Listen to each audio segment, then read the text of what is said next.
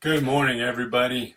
I am excited to be here today to be able to talk about something that has been very, very crucial in my life and also in the life of my children.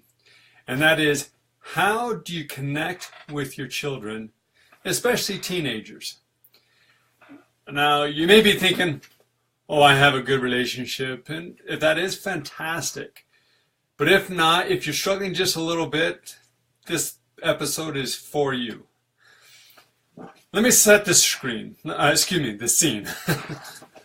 Let me set the scene. Imagine your son, your daughter comes to you and says, Mom, Dad, I've been struggling with pornography. And not only have I been struggling with it, I've been viewing it every day for the last 6 years. A lot of parents, their first reaction is like, what the heck? How could you do that? You know it's against your values. You know it's against your rules. You know it's this. Oh, we got to get every filter. We got to block it. We got to protect you. Although that may be your natural tendency, that would also just automatically shut them down. That would just cause them to say, oh, shoot. I shouldn't have told him. Now I've just messed everything up. I just increased the finances of the family because we have to get a filter system. I just did this. And they start taking all this blame, all this shame on themselves. And not only that, they will probably never talk to you about it again. Now, let's take this differently. Mom, Dad, I've been struggling with porn and I've been looking at it for the last 6 years. Wow. Son, I'm sorry. I wish you would have come to me sooner. I wish I could have been there to help you along this process. Looking at the human body is normal and it's natural, and it's part of growing up and becoming a man. It's part of becoming what our greater divinity is. I'm so sorry that you haven't come to me sooner. I wish you really would have. I'm so glad you came to me now. I love you, son. You are amazing. Now, let me just ask a few questions. When was the last time you looked at it? What is the feelings it gives you? Yeah, in my life, I may have not had the same experience as you, but have had similar experiences. Some that are pretty tough. Some that I may be even struggling with today. But you know what? You are amazing. And I'm here to help you any way I can. I've got a couple suggestions. Would you like to hear them? Wow. Son, thank you. I love you. Okay, now let's say this is a daughter. Oh my goodness. I wish you would have come to me sooner. I love you. I know people who've gone down this path, or even maybe I've gone down this path a bit. And I've got some suggestions that I could help. And I'm so glad you came to talk to me. You're so awesome. You're such a wonderful kid. I have been blessed to have you as a daughter. You are amazing. I hope you realize that. Okay, so you've been looking at pornography. That doesn't define you. That's just a struggle you have. I have my own struggles. That's just a struggle you have. Let's look at what we can do to kind of help remedy this, or help you in any way possible. And I'm there for you. I know you can do it. I've seen amazing things that you've done in your life. There's no doubt in my mind that you can do it. But I'm always there for you. Thank you so much for talking to me. Would it be all right if I ask you on occasion if it's how things are going? Now, I just want to be able to be there as best way I can.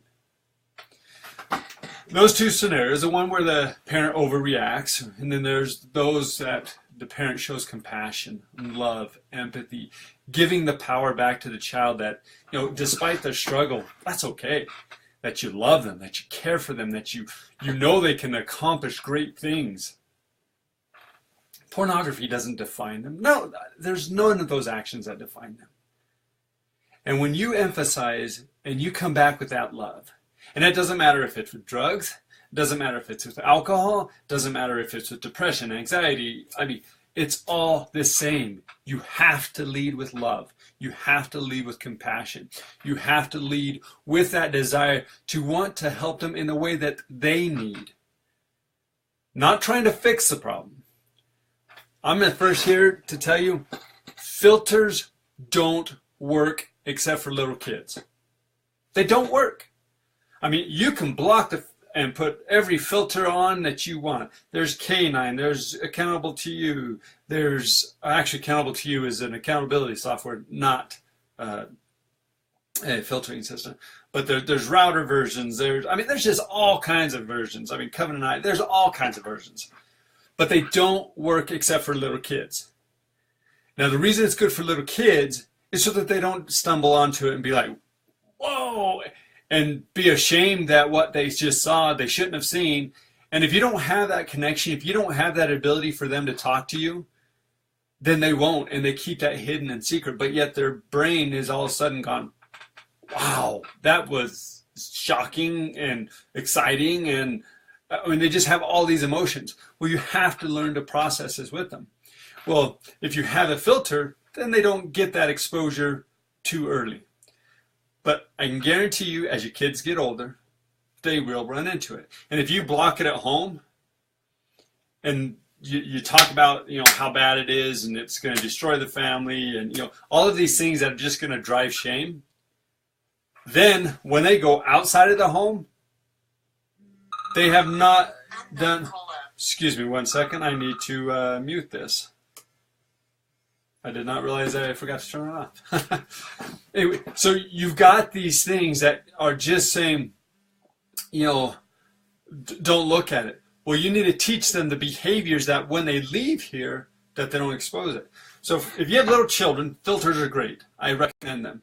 But as they get older, you start reducing the filters, honestly. And this is what I've done in my house, and this is what I recommend. And the reason I recommend this is because almost every kid I've ran into, they can get around filters. It's so easy. There's so many back doors that you could do. And anybody who's been struggling with pornography, there is nothing you could do that could stop them from viewing it. Nothing. And that's why we have to teach the behavior. And so if you have an accountability software, so once they get to a certain age, I would say, right around the 9, 10, 11-year-old, maybe, you have to gauge it by your child, but change that from a filter to an accountability. And you approach it this way and say, hey son, hey daughter, we're going to have, we've had this filter program, but we're actually going to change it to an accountability program, because I know that you can do this. You've been taught, you understand this, and I know that I also need to have this accountability. So I'm going to tell you what. I want you to be my accountability partner, and I will be your accountability partner. And through that, if there's anything that comes up that you're just like, whoa, Dad, what is this? I want you to come and talk to me. Come and let me know, hey, Dad, I noticed this questionable viewing. What is this about? Hey, son, tell me, I saw this search that says hot. Oh, Dad, I was just actually looking at, what you should do with heat stroke. This is an actual thing that happened when my daughter was looking up something. She typed in, overheating, over hot, exhaustion, and you can set your filters different levels, and I got flagged. I'm like, okay. So I approached her and I said, can you tell me about this? And she said, oh yeah, this is what I was doing. And then I have all the ability to go back and verify that, but I don't need to, because I've built up that trust. And now if they have a problem, they come to me. I, I don't have to go to them very rarely. But I sit down with them on a monthly basis, and I sit down and I say, so how are things going? Have you seen any images that we need to process through, or have you had any thoughts, or things like that? And it's been amazing that just that simple question, knowing that they can talk to me, knowing that I love, and that no matter what they do in their life, it will not diminish my love. They can't take that love away. It's always there. Knowing that, they come and they talk to me regularly. And I built such a relationship with them through this same method I'm teaching you that now it's an open book. I mean, they tell me about things that, some things that you really don't want to hear as a parent. But it's good to be involved. It's good to be engaged. And they need to know they can talk to you about anything. My daughters talk to me about stuff that deals with menstruation. Some of them choose not to. It is the important thing is that they can open up and talk. If they can't talk, they don't know how to process things. And then they go and they look for the answers outside of the places where they should. They go and they look for answers on YouTube or their friends. And their friends have the same question and they go and you just never know where they're getting those answers. And so learn to parent with love and compassion. Now, I've done it. I know it works. I've seen other parents who do it, and I know it works. I know it will work for you. Now, if you've got a teen that's already kind of, you've built this wall and you guys are headbutting, it's going to take some time. And at first, when you do this, it's going to be like, wow, son, daughter, I listened to something today and it just opened my eyes that I've made some mistakes. I'm so sorry. I realize I haven't been the kind of parent I should be. I realize I've overreacted when you've told me things. And because of that, I realize you probably have shut down and telling me some other things. I'm so sorry. You are an amazing kid and I love you. You can tell me anything. And if you've already had that headbutting relationship, the reaction is going to be like, yeah, right, Dad. Yeah, right, Mom. What do you, like all of a sudden you listen to something and you're changed? I don't believe it. Consistency is what will show that you are true to your word. Let them know you love them. Let them know you care for them. And when they tell you something, make sure you don't overreact. And if you do in the moment, so here's another example. Dad,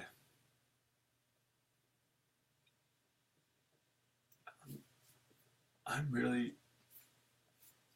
struggling. I just want to end my life. When I heard that from one of my children, my first reaction was like, what the heck? How could you want to end your life? Life is wonderful. Life is beautiful. Life is amazing. But that's me. And at first I said, what do you mean you want to end your life? And then I went, whoa, I'm sorry. I'm sorry. I honestly, this is something that I can't relate to. Because I do love life. I love everything about life. And I just overreacted. Please tell me more. How often are you getting these feelings? Is it to the point that do you think we need to get some counseling for it? Should we, what can I do to help you? And thank you so much for trusting me. I'm sorry again I overreact, but thank you so much for trusting me. You are so amazing. I really can't believe I've been so blessed with such wonderful children. Thank you so much. What can I do? So if you overreact, take that second to step back and then re-engage with love and compassion. Because it will happen. They'll tell you things that you don't want to hear, but you need to hear. They may come out and say, they've been having same-sex attraction issues, or they may say, and whatever it may be, you need to step back, collect yourself, and come back with love and compassion. Wow, this is tough. This has got to be probably one of the toughest things you've ever faced, isn't it? Yeah, I don't know why. I just constantly just think about death. I constantly think about how I would do it. I'm like, oh wow. Sounds like maybe you can talk to me, but maybe we need even some professional help. Thank you so much for telling me. And just through that love and connection, just like that, just that scenario, that it can change your life because of the way you connect with your child, and it can change your child's life because of the way you connected with them. I know it works. Please, please do this. Your children need it, and you need it. I can't emphasize it enough with the troubles that our children are facing this day and age, and with what we see all the time at Yes Clinics. You are the best therapist there ever could be. If you have that love, you have that connection. We're there for you any way we can. But the first defense, the first line of defense, is for them to be able to talk with you openly, honestly, and for you to listen with compassion and love. Thank you so much for listening. I hope you enjoyed this episode. I hope you like these things. I really enjoy doing them. Like I said, it just gives me that fuel. I look forward to it every Thursday. Except for every Thursday, it seems like I have a deadline. It's like, oh, can you send me this? Can you send me this? It's like, no, I've got to do this first. So thank you so much for listening. Let me know what you would like to hear about. I've got a bunch of other stuff to already talk about. But if there's something specific that you would like that I may have some knowledge on, please let me know. Have a wonderful, fantastic day. Fantastic. That's a new word. I like that. Have a wonderful, fantastic day and enjoy it to the fullest. Let your children know you love them. Let them know you care. Let them know that you are there for them no matter what it may be. Have a great day.